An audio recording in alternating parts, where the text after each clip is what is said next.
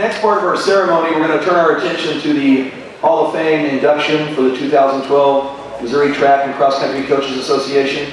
This is kind of the reason we're here for this luncheon. Those awards were very nice that we just gave out, but I think it's very important that we understand the process right now that's going on of the 5 new inductees into the Hall of Fame. This is a big day for those people.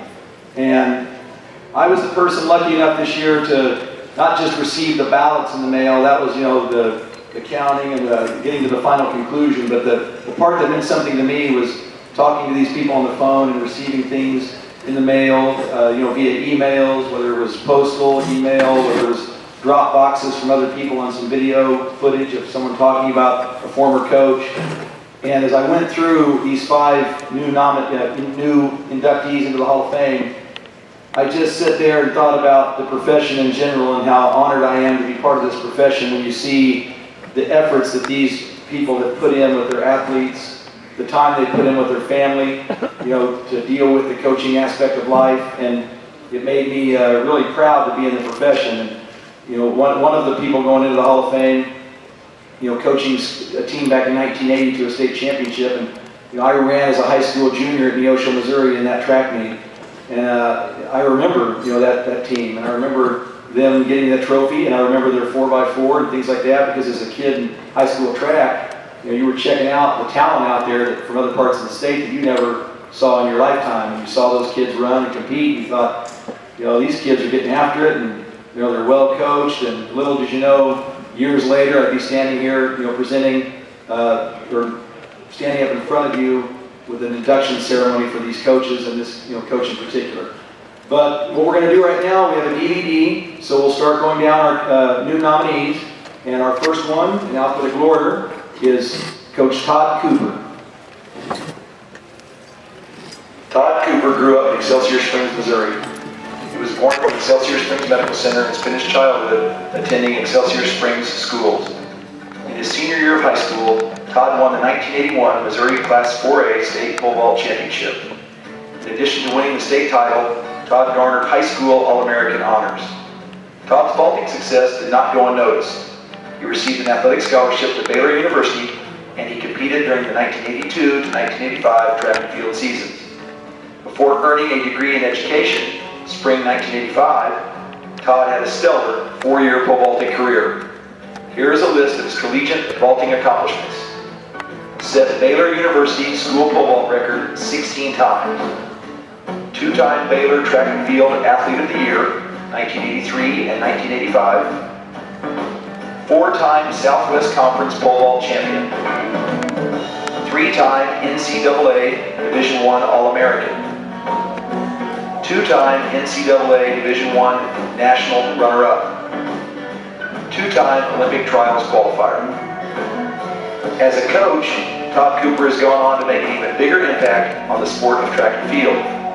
Whether coaching a high school team or providing pole vault lessons, Todd has spent countless hours developing the pole vault skills of a number of young men and women.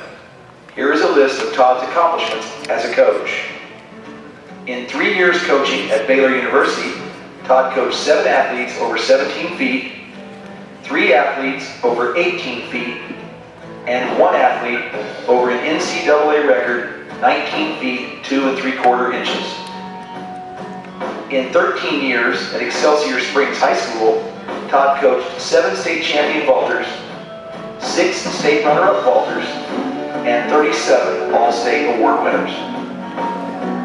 As the director of Just Vault, Todd has worked with over 250 All-State vaulters and has coached 39 state champion vaulters.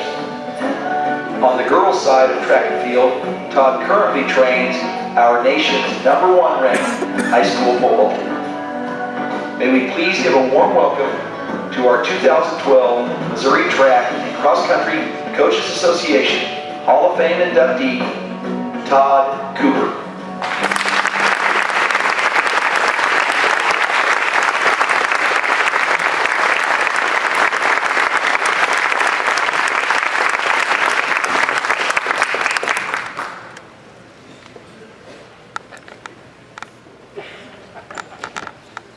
Thank you. I've always had a basic philosophy when it comes to public speaking. And as Coach Abley reminded me before the luncheon, that's keep it short and sweet, Cooper. Actually, I'd really just like to say thank you and sit down back in my seat. But my wife told me that wouldn't be a very good idea. So let me just start by saying it's a great honor to be inducted into this fraternity. The state of Missouri has produced so many outstanding track athletes and track coaches over the years. To be inducted is an extreme honor to me. As coaches, sometimes I don't think that we realize the impact that we have on kids. I've had a lot of coaches over the years in a lot of different sports, some good, some not so good. To all those coaches that I've had, I'd like to say thank you. They've helped mold me as an athlete, helped mold me also as far as my coaching career goes, you know, my own philosophies on how I wanted to coach and sometimes on how I didn't want to coach. One coach in particular had a huge impact in my life. Ironically, he was only my track coach for 2 years as a freshman and sophomore in high school. He was my basketball coach my junior and senior year in high school. His name was Coach Bob Curtis. And a few of you old timers may remember him from a long time ago. He was probably here at the very beginning of this organization. Coach Curtis, though, had one particular saying, or belief, really, that he shared all the time, and I mean all the time, with me and everybody in general. And that simple saying that he had was, if you work hard, good things will happen. And that sounds simple enough. We've all heard this saying before. If you work hard, good things will happen. But what you don't understand is he actually believed it. You know, there's a big difference between saying it and actually believing it. You could just tell the way he said it. You know, he believed this simple saying. Pretty soon, I actually think that I started to believe this simple saying also. Now, he didn't know a lot about pole vaulting, unfortunately, you know, but he believed if we worked hard, good things would happen. But he knew a lot about opportunity, and he knew a lot about hard work.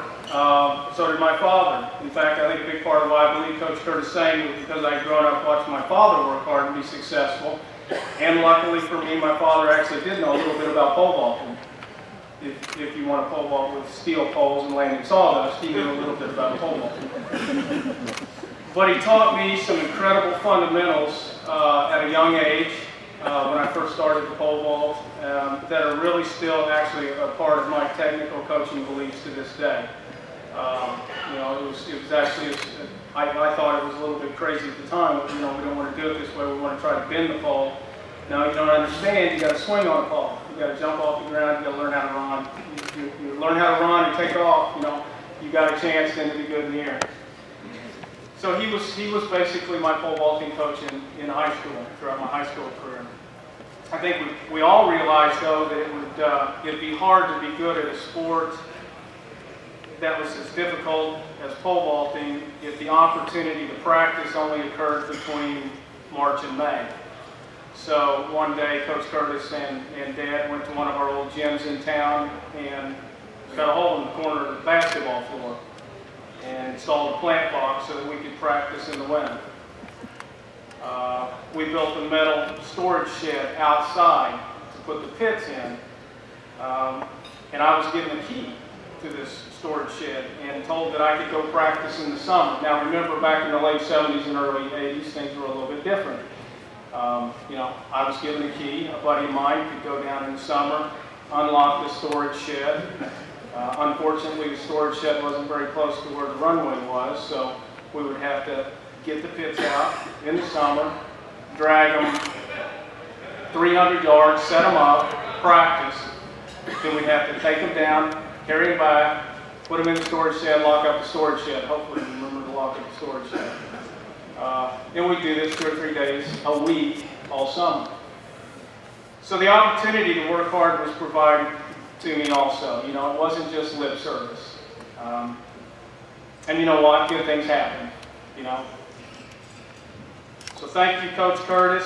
Thank you, Coach Stuckey. I don't know if he's here today or not. No. He was another high school coach of mine my junior and senior year. Thank you, Coach Erickson, who was a pole vault coach of mine at Baylor. Thank you, Coach Hart, who was a head coach at Baylor University. Thank you, Hannah Cooper Hayes, for catching my steps in college. And thank you for catching steps for the kids that I coach still today.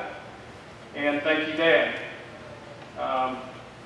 What do you think most people would have said if you told them, hey, Dad, I want to put up a 50-foot by 130-foot by 21-foot tall building on your property so that I can give kids an opportunity to learn how to pole vault and become better pole vaulters. And oh, by the way, you and I are going to build it, the two of us, in late July and August when it's 100 degrees.